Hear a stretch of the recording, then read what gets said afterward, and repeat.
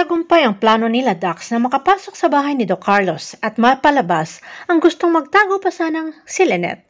At imbis na takutin at saktan itong babae, ay tinutuunan nilang nakawan ng alahas at pera si Lynette. At pati sa kay Doc Carlos na pera sa vault ay gusto pang kunin. Pero di nila mapiga si Lynette ng kombinasyon ng safe dahil hindi talaga nito alam ng babae. Kaya binabalak pa nilang antayin ang doktor. Laking dismaya nila na bukas pa uuwi itong si Carlos nang naitaon ring tumawag ito sa kay Lynette. Pero hindi makapagsumbong ang babae sa totoong nangyayaring masama sa kanya sa bahay nila at nakatutok ang baril dito sa kay Lynette.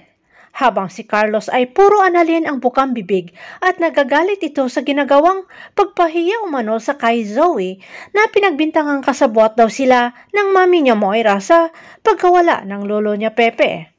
Maya ng konti ay dumating naman sila Regan at Harry at panay ang pagdodoorbell na alam nilang gising pa itong si tita nila Lynette na in-expect ang pagdating nila.